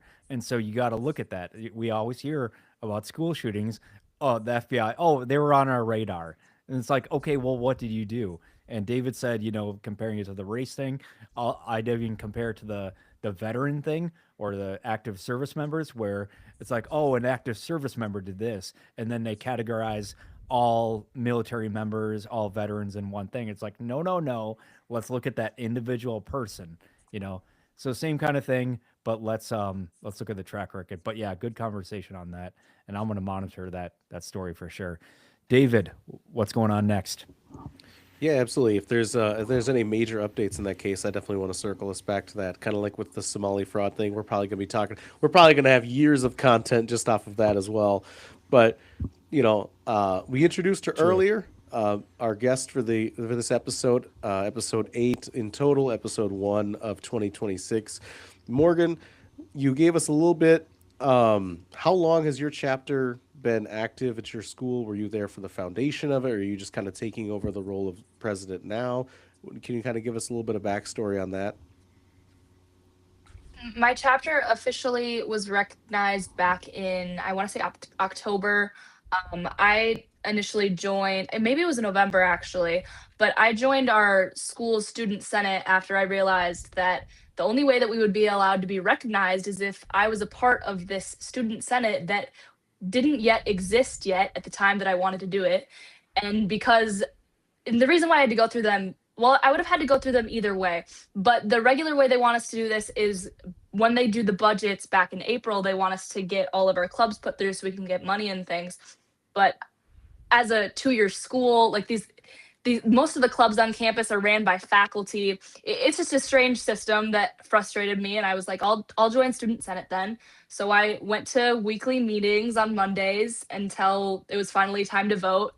And I want to say one pretty cool thing I've noticed is that if I just go into it with like a kind heart to most people, way more people, maybe it's just because I live in a small town in Minnesota, but way more people than I would have necessarily thought are very receptive to the ideas of like Turning Point or just common sense ideas than I would like to think, or than some of the media would make me think. Anyways, we got our stuff done. We did some tabling. I helped table with our state rep. The Turning Point reps are amazing. I've gotten to spend time with lots of different people. We did our Michael Knowles event the week after Charlie died, and I got to help with that. It's just been a lot of networking. And the best part is when I bring some of my friends that I'm not necessarily all that close with, but I bring them in for Turning Point and getting to see how they get more and more involved with these events until they're coming to me with all this like information. I'm like, where are you hearing this stuff? And as bombastic as some of it is, it really is fun to watch your friends get interested in something that you see as being able to help them better their life in the future. And that's kind of the goal as we start our first official meetings moving into the next semester. Yeah, I also just wanted to ask you, obviously this is all pretty new to you. I myself, my history, I was the chapter chair of the College Republicans at the University of Minnesota. I came in brand new to politics, and within basically probably a year and a half, I became the chapter president. And then I actually became the state chair of the Minnesota College Republicans. And this is back when we had, at our peak, we had 32 chapters in the state of Minnesota. So like back in the day, College Republicans like were the thing. So shout out and mad respect to you. Shout out to Max Beeler as well. I know that he's the Minnesota campus Turning Point rep. Also shout out to Dane. Like he's a super dope dude. And just so you know, Morgan, I'm also involved with Turning Point Action. It's the political action committee. I'm part of the Mount Vernon project. And so that's why I was at America Fest. But here's what I wanted to ask you is like, are you finding that when you're having your club meetings that people are really receptive? Are you getting a lot of pushback? I'm just kind of curious what the environment is like on your specific campus. Full disclosure, our meetings have consisted of our like cabinet members, which is basically 3 people. That's been our meetings, which I think it's a fun thing. Like we're happy to do it, but we have our group meet. It's very simple stuff. We have our group meet and we're going to start meeting from then, but we did table one day. Most of my interactions have been at things like AmFest or really just being the kind of person that gets themselves in weird political conversations out in public. But yeah, I'd say on campus, what was your question exactly? How receptive people are if we're getting pushback? Yeah, I mean, because listen, back when I was in college, circa 2006 to 2010, that was like right when Bush was being done, when Obama came in. Things were pretty wild politically on campus, but I've heard that they've gotten so much more wild. So, and I know that it depends on the campus that you're at, right? So it depends what your college. So I'm just curious at your college if people are relatively receptive to having a Turning Point chapter, or people, coming and protesting or knocking stuff off I will the table say or it's anything. sorry to interrupt. I will say you're it's good. painful to find yourself in like the heart of a small liberal college in your small town that you thought was safe. Because it's just really hard to reason with. Why would somebody want to sow chaos in our little small town for no reason? And there seems to always be a reason.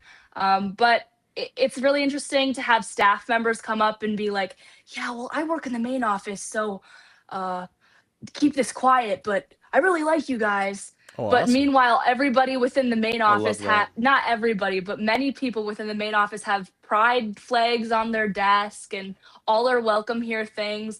And like my argument is, why should you be allowed to put a flag on your desk that intentionally like cherishes the idea of child genital mutilation? And I get that that's really stark, like a very like blunt way to put it, but it's just I never thought that it would be this like poignant, the differences between the people. I didn't anticipate that it would be so obvious, but it's strange. They don't necessarily come up to you directly, but you know the thoughts that are happening. So my course of action is just keep on very kindly offering to give people pocket constitutions, and hopefully the truth will work itself out. Love it. That's Yeah, awesome. that's So I just had a couple of quick questions, or kind of a follow-up question to that, because each AK and Drew and I, we all have differing backstories. Were you kind of always conservative, raised in conservative Christian home? Did you kind of start off maybe a little more in the center, or a little more in the left, and you got better? Kind of what's your backstory that ultimately led you to being in a Turning Point chapter and ultimately being its president? Because I mean, like for me, I was raised conservative. I dipped my toe into the water of liberalism for about a year, and I was like, this all sucks and doesn't seem very honest. But kind of give us your backstory on that. Well, I'm the oldest of 5 girls, and my parents they're young. They're involved, good workers. We go to a small Catholic school, so it's not as bougie as some of the other schools, but that's kind of the beauty of it. I graduated with 12 people in my class. My parents are very involved, so I've had that background moving forward, involved in stuff in school. But as I got a little older, I mean, to be completely honest, my entry point was Jordan Peterson. I started seeing some of his stuff. I was like, get your life together. And then he started talking about woke nonsense. And I don't like to give credit to the term woke, but that's initially what got my foot in the door. And then I eventually went to a show with my grandpa, and on the way home, I was like, what, why is it that they get to put up this table with all these pride flags and all these things that make no sense? Like, why can't I put like an anti-trans table right next to theirs? And my grandpa recommended Turning Point. And that's really what got me invested. Um, it's strange because you grow up with a lot of people, and then you start to take, you guys know this, but I'm 18 and it's very weird for me. You start to take slightly different interests, and yeah, I find myself confused because I do make the points to my friends, and I don't see them latching on to it. But anyways, that's what got me Yeah. interested in politics. It's like a moral obligation, and I hope to one day have like a big family and do things. And it's the more social issues that bother me most, but I think everything kind of bleeds together. It does, Morgan. It really does, because those social things, and those will fade. There's a quote out there. It's something like, in the minds of trends, go with the flow. In the mind of values, stand firm like a rock. It just happens that those interact with each other every once in a while, and it is different. I'll say for myself, as growing up, it wasn't this like tribal. It wasn't this like you're either with us or against us, and the other guys can maybe feel like a different thing, but it wasn't like we in college. I was around the same time as AK, 2007 and 2010 in Mankato, and it really didn't get that political tribal. You knew about things and trends, and that was the Obama kind of time, but you just kind of laughed it off, and then you went back to hanging out and spending time together and talking about the common grounds. So yeah, go with it right now. It's cool that you have your values, and then just bounce around when it comes to those trends. To be like, oh yeah, tell me more about this thing. But when it starts to lead into the gender mutilation, be like, no, I'm good there. And then you could say that. But no, I'm the future guy, so I want to know, what does your 2026 look like? What does your 2030 look like? You don't have to go. I know you're not gonna have everything keep it lined light. out. But what I'm saying is, what's your kind of plan of where you think your trajectory is going? I hope to, so like 5 years from now, I hope to be like potentially looking to be getting married, something like that. I hope to like have my RN. I joined the Air National Guard about a year ago, and I had a little hold up, and I was supposed to leave in August, and then something had to get worked through. Anyways, I'm now awaiting new dates.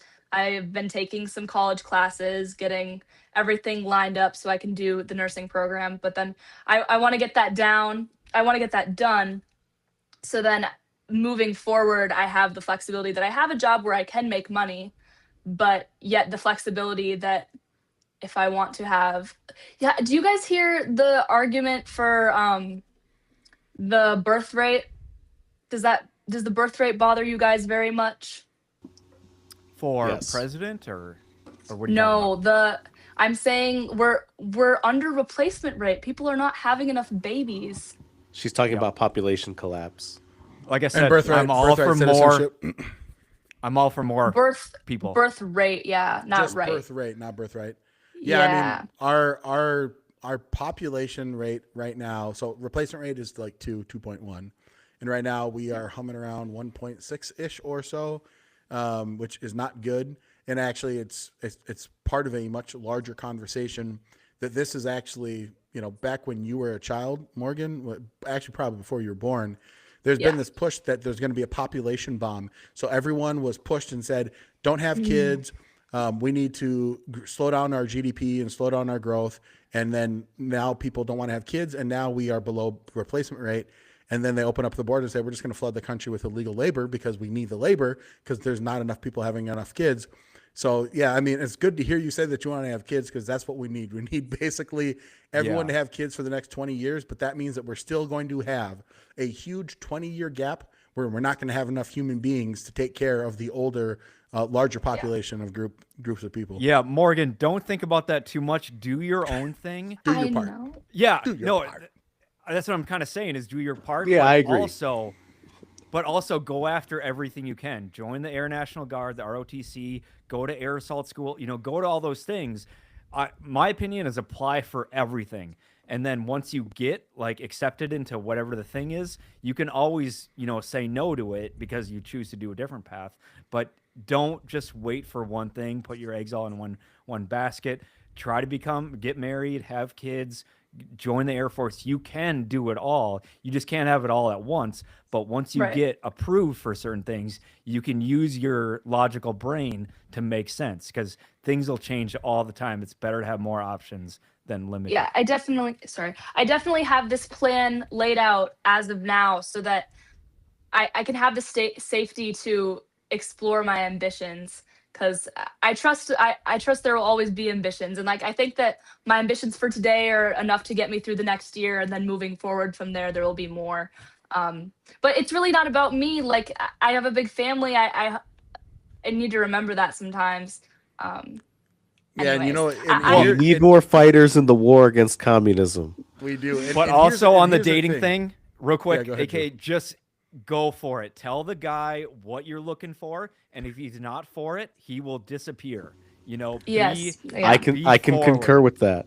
20 to 22-year-old David would tell girls on a first date, I want to have 12 children, probably because I'm a stereotypical Hispanic. That's me. And you would think that these women were trying out for the Olympics the way they would pole vault and leap over run. tables, whatever got them out the front door so quick. Because they were from that generation that AK was talking about, where they were told we can't have that many kids, we're going to overpopulate the earth, and it'll, burn everything down, the sun's going to explode. Right. Didn't you see that one movie by Paul Verhoeven or whatever, where the sun explodes? Well- That's what everybody was talking about. And so if What were you you told saying, somebody AK? that, they're out. And here's what's funny, right?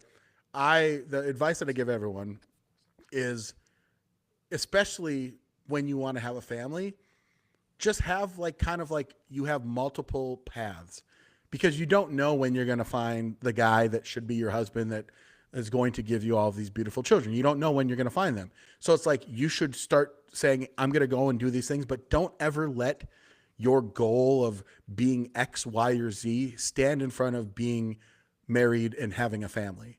And so that's the goal. So don't stay stagnant hoping that you're going to find Mr. Right that's going to give you all these amazing children. Yeah. Instead, have your goal, but always say, because here's the thing. I'm 41.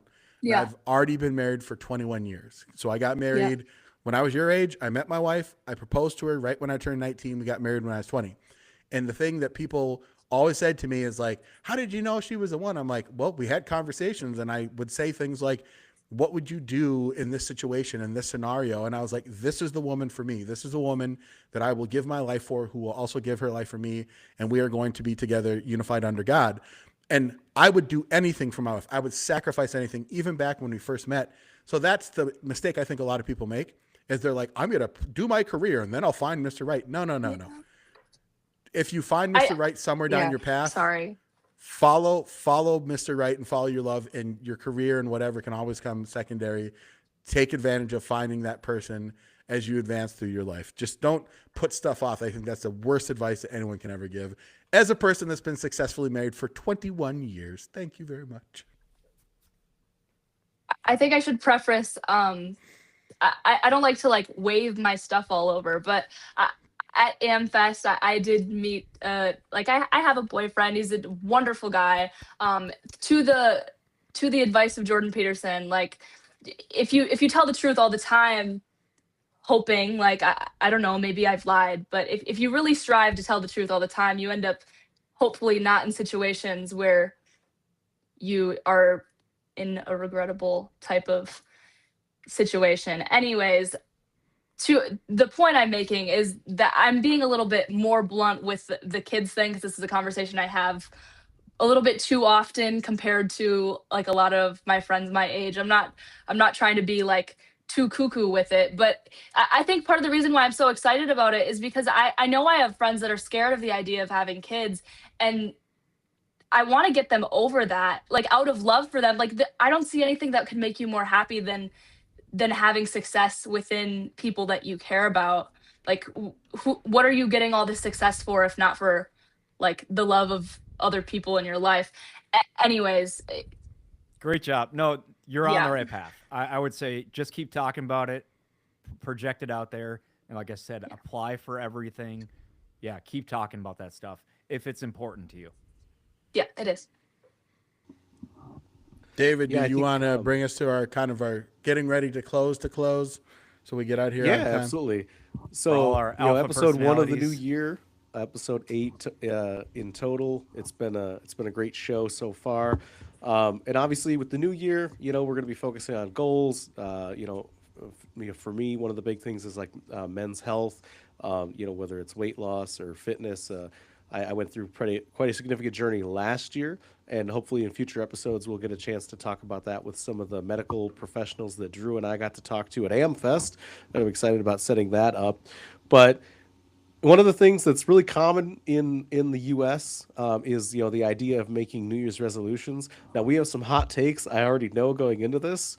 I don't necessarily have a New Year's resolution. I did make a goal for myself that I kind of kicked off back in November of losing like another 40 pounds. Last year, I went from November to June. I did Jordan Peterson's carnivore diet, and then that Oh plus wow. creatine plus the gym, I lost basically 100 pounds. My goal is to basically do that again this year, but drop an additional 40. But I just want to kind of go around the horn and, you know, do you have New Year's resolutions? Are you against New Year's resolutions? Do you hate New Year's resolutions, or do you have some goals or maybe just do you have some goals going into 26? Yeah, I'll go. Basically, I said this before. I have goals, objectives, everything for every day, every week, every quarter, every year, decade. It all kind of merges into one, depending on the step level. So a goal, and they come at me at any time. So last year, I was able to qualify as independent when it came to adaptive sports, specifically adaptive skiing. So I never even thought that possible. I never got into skiing. I dabbled in snowboarding, but when I went through my injury and illness, I never thought that'd be possible. So when I was it took me 4 years to get there. But now I'm able to go up and down the hill on my own with my own adaptive ski and everything. So now the sky's the limit. I'm gonna compete. I'm first gonna compete against my own time trials, and then I'm gonna go after everybody else, and it's gonna be a most wanted. I'm gonna see who are the top dogs in the adaptive ski, in all of it, in the, you know, whatever it is, Paralympics. Let's go. So that's my big thing that I'm gonna work on is competing with adaptive skiing. I love it. I'll go next. I am anti New Year's resolutions. I don't care. I think whatever motivates people, man, find your motivation. It's like if you decide that you want to do a thing and because everyone else is doing it, like, oh, you're really fired up to do it or whatever. I just think that people have to have better awareness of their agency in everyday life. Understand that this is your life. You have agency. It's not up to other people to decide what you're going to do. You should live your life with agency, with purpose. And so that's my whole thing. Whatever whatever motivates people, man, do your thing. It's just, I'm not a New Year's guy. But AK has a lot of goals, and he's completed a lot of things, and he's gonna do some. He just awesome doesn't stuff. write them down on the first of And the that's year. fine. Yep. But You know, my biggest goal, okay, to be honest, is to flip this state red in November of 2026. That's my biggest goal. there you go. So I'm That's gonna it. put That's this You can year. get behind Yeah. that. There you go, Absolutely. man. That's this year. So you got Yep. X amount of days, quarters, and to make that happen. Morgan, what about you? New Year's resolutions, pro, con? Are you for them? Do you have No, any? okay. I heard a good argument. I'm not gonna go against New Year's resolutions. Well, I think that argument is probably a good one. You're making a good point. I love to see people doing things that they wouldn't otherwise do, which I think it goes without saying. It's good for that reason. But I heard an argument that if it was something worth doing, you wouldn't push it off towards next week. You would do it today. Like if you need to diet, you're not going to diet tomorrow. Like maybe tomorrow, but probably not next month. Like you either got to do it or you don't. And so an ongoing thing I have a I tend to be a little bit assertive in conversation sometimes. I want to learn how to listen better. Um, that's been an ongoing thing. I don't know how I've been doing on that tonight. I'm very grateful that you guys are willing to put up with my interrupting. But You've done that a is something great we're job. No, You've been a thank great you. guest. Absolutely. So that I want to do, and then I want to learn how to be a little bit more financially responsible because like working here and there and spending money I shouldn't is not a good like lifelong strategy. So we're gonna work harder at that. I Less love Starbucks stops. No, never Starbucks. I knew it. Just never Starbucks. Are you a Caribou gal? I do like a cookies and cream cooler. I'm not a big coffee drinker. The caffeine, I don't need it. Love it. Awesome. That's incredible. Well, hey guys, it's been a great episode. It's been a great start to the year. I just want to kind of go around the horn and give everybody a chance to plug some stuff. In the chat, if you guys have New Year's resolutions, go ahead and throw those in there. We'd love to hear about it. If you're anti New Year's resolutions, we'd love to hear from you too, and maybe why. Get some healthy debate going in the chat. But my name's David Webster. You can find me at just David Webster on social medias or Webster50 on X. You can also find me here every week, Culture Warriors Unchained. Go ahead and subscribe so you'll see when we're going live. If you've gotten any benefit out of this video, share it with your friends. We'd love to, have them in the chat with us as well. And I'm going to swing it over to my two co-hosts. Where can people find you guys? Yeah, I'll go at Drew Outstanding on X. So check me out there. That's where things are more spicy. That's where I talk political and medical and stuff like that. So check me out on X right there. As going back to my adaptive sports on YouTube, Operation Outstanding in Field on YouTube. You're going to see a lot of sit-down skiing, a lot of different things. I'll be in Colorado in April, absolutely crushing it. And I got a lot of training in Minnesota here. So at, Highland, Afton, hopefully Lutsen. Let's get up to Lutsen. Anybody want to take a trip with me up north? We can plan that out. And then Morgan, just going back to you. I also talk finance consulting with information and entertainment. I don't push any products. I just want to get you thinking about your career path and the way to make that happen when it comes to finances. So I can come and talk to you guys down at your school too about that kind of stuff. Awesome. So thank you. And Appreciate it. you can follow me on X, Instagram, and Facebook at Real AK Kamara, where I'm just trying to drop as many nuggets and spicy things as possible. That's kind of my thing. Hey, I had a video that got 1 million views, my first million ever. So make sure to follow me there. Also, you can follow me on TikTok at AK Kamara. If you like to listen to the radio on the iHeartRadio John Justice Show, which is AM 1130 on Twin Cities News Talk, I'm on every Friday from 7:30 a.m. until 9 a.m. on Fridays.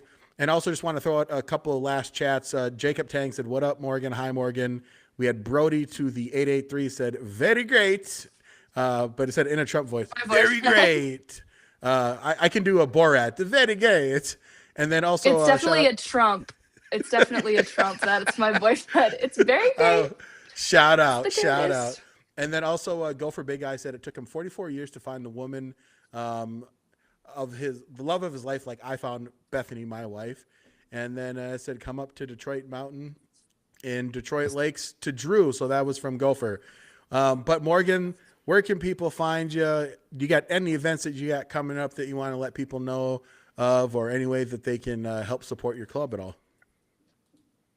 Support Turning Point. Encourage any young children to get Club Americas or Turning Point chapters. I have a Facebook. You can look up my name on Facebook. I basically just have grad photos. Leave the social media to the experts. I don't think that's my call, but yeah, I'm very grateful that you guys let me go on here. It's been lots of fun for me. Thank you. Awesome. Absolutely. And with that, everybody have a good night. We've enjoyed chatting with everybody.